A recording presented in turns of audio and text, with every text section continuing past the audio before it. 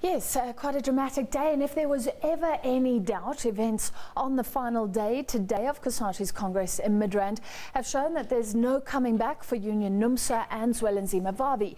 Their expulsions from the Trade Union Federation were confirmed overwhelmingly by delegate voting. The Metal Workers Union was expelled last year, and it said before the Congress it would not appeal because there was no point. The expulsion has exposed some tensions and divisions that remain within Cosatu, with some unions still supporting NUMSA.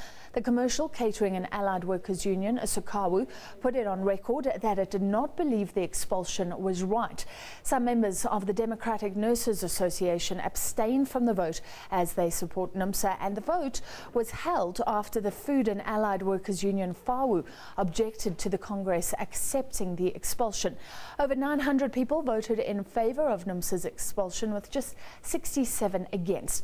The expulsion of Vavi, Cosatu's former Secretary General, also confirmed forcibly. Over 1,000 people voted for his ousting. Less than 100 were against it. This means that Cosatu will now face competition for the hearts of workers in South Africa from its former leader and the union that was once its largest affiliate. Well, let's now go to Midrand, where we're joined by Mike Shingange, the president of the National Education, Health and Allied Workers Union, NEHAWU, which is now, I understand, the biggest affiliate. Mike, let's make it clear, NEHAWU not a supporter of NUMSA. Some people not even understanding why this vote went ahead because NUMSA was out. But does this put the matter to rest in your mind? No, indeed, we think that the Congress has finally closed this matter, because you remember that NEHAWU is one of the unions that has always called into order what it viewed as a violation of the founding principles and the Constitution of the Federation. We have been at the forefront of trying to say that anyone who wants to belong to this Federation must be prepared to abide by the resolutions and policies and also the Constitution of the Federation. So we think that overwhelmingly the affiliates and also the delegates that was in the Congress have reaffirmed the decision of the Central Executive Committee that it was the correct one indeed. Not everyone happy though, Mike. SABC, FAWU not happy. Are there still divisions and tensions simmering within Cosatu about this specific issue? No, we don't think that there's division and tensions. We think that it was within every affiliate and every delegate to express his or her view on any matter that was being discussed, not just the vote whether to expel or suspend people, but even on resolutions and everything that has been discussed in this Congress. You'll understand that we are a federation of membership that's about 2 million, 18 affiliates. It will be we will not expect that when we go to a Congress, we will be agreeing on everything as we enter the Congress. This is an organization of opinionated people. This is a very robust and vibrant organization, so debates are allowed. So it is our view that even those that will have had a different view on any matter that was decided by the Congress now accept that the Congress has decided as true Democrats will be abiding by every decision that was taken today.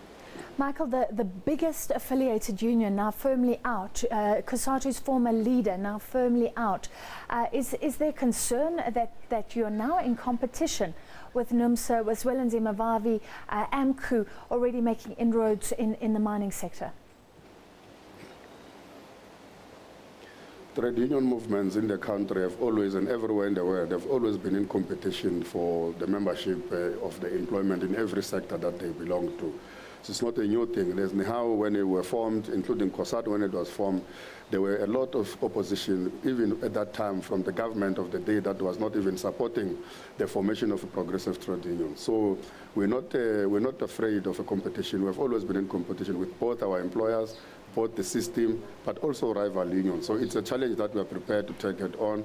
We think that, as you will have seen, that the majority of the affiliates and delegates today have reaffirmed the centrality of the Federation as a home of all workers, and we'll continue to grow it, we're going to continue to unite it, and we think that is a positive step to end the Congress on.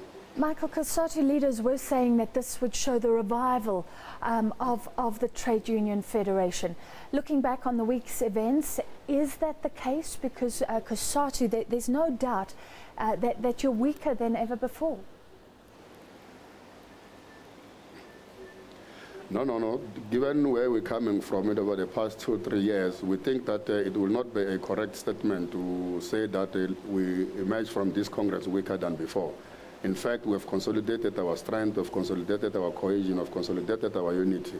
We think that putting everything in the past that has been developing the Federation in terms of paralysis, we think that we are strengthening ourselves. Of course, we might not be as strong as we were maybe 7 years, 10 years ago, but every organization goes through those difficult times. You'll remember that even at the time when we were formed, we were not 2 million members. We had grown. Because of the changing circumstances in the employment market, including the economy, some sectors will lose jobs. As a result, membership will drop, and many other factors. But we think that we are not as weak as we were a year or two ago. We are coming out of this Congress very consolidated and very strong going forward. All right, thank you very much for your time this evening. That was Mike Shingange, the president of NEHAWU, now the biggest affiliate of Cosatu.